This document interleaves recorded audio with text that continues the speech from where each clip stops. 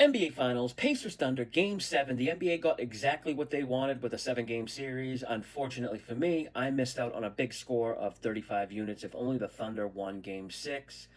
It actually would have been a total win of almost 43 units because had they won in Game 6, the 3 other series bets I have would have also won. But missing this big one at plus 3,500 odds hurts because as it stands now, the pending bets I have, it's 8 units at risk to win just under 8 units, which I'm not interested in having 8 units at risk in a single game.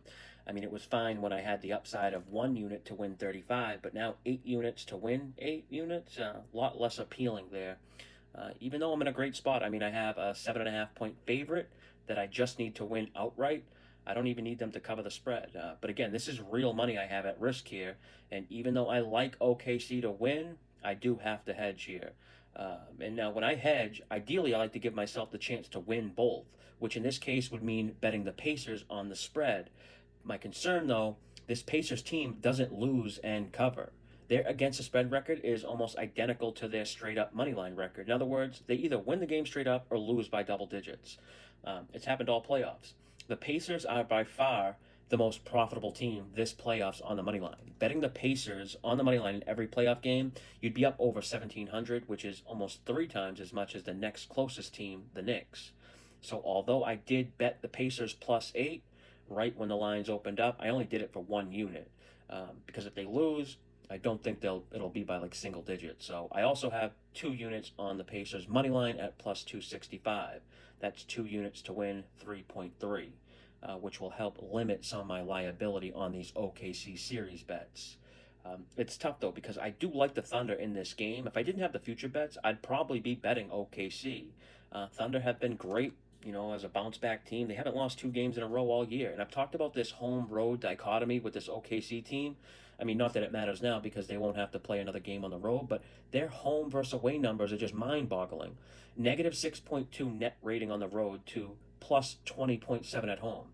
Thunder have only covered the spread on the highway in 1 game all playoffs, and that was game 4 of this series when they won by 7 points as 6 or 6.5 point favorites. But for this game 7, it's only their home numbers that matter, and these numbers are elite. I'm very tempted to bet OKC in the first half. It fits one of my favorite playoff situations, betting the home team in the first half coming off a loss. Last 10 years, teams in this spot have just printed money. 11% ROI, risking 100 on every team in this spot would have you up almost 5K. I might actually bet OKC in the first half, and if I do between now and when I upload this video, I'll add the bet slip in on the video. The only reason I haven't bet it yet is because of everything I have going on in the series. I don't like the idea of needing a lot of things to go perfectly for me. It's basically attempting to predict too many different things to happen in a game. But if I didn't have any series bets or hedge bets, OKC first half would be my official best bet in Game 7. As far as the total goes, we're seeing a huge adjustment down on this total from the previous games in this series. It's the lowest total of this series by a significant amount, and it's because Game 7s always go under. In fact, Game 7 totals after the first round, so we're talking round 2, 3, and 4, which is the conference semis, conference finals, and NBA finals, only 1 Game 7 has gone over. In the last 20 years. The under is 11-1 in those Game 7s. 182 points is the average total amount of points scored in Game 7. So the under is the only way I could play on this total. I really like the Pacers team total under. That could be a good bet there. And because I like OKC and the Pacers team total under, I also like Halliburton unders. His injury has obviously been a big talking point. And, I never watch games live. Usually the next day I watch the condensed replay version on 2x speed without the stoppages and commercials. I've done this for years and do it for all sports. This way it only takes me about a half hour to watch a game, give or take, depending on how many times I stop to rewind certain sequences. But during Game 6 and shortly after the game, I was seeing a lot of people on social media talk about how Halliburton wasn't actually injured and it was all a big act. But after watching the game myself, Halliburton is definitely not himself. It was definitely a true gut check performance by Halliburton, but I think in this Game 7, the injury is going to show itself a lot more. That first game after an injury, you got the adrenaline going, you're in front of the home crowd. Now the second game is a bit different. Plus, going on the road where you don't have your own familiar rehab facilities, treatment is a little different. Just the whole preparation process is a little different.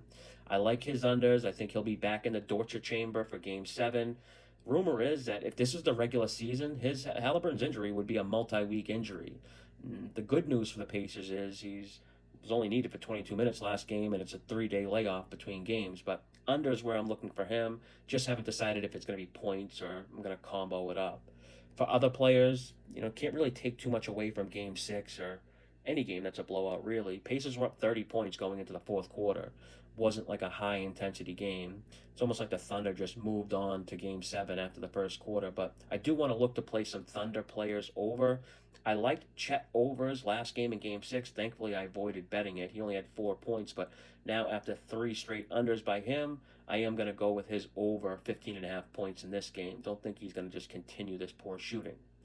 No matter what happens, this is going to be the last game of the season I do. If you got anything out of these videos and would consider giving this video a like, share, comment, anything, I'd really appreciate it. It'll give me motivation to just transition into MLB game videos. But that's all I got for this one. Until next time, good luck with your bets.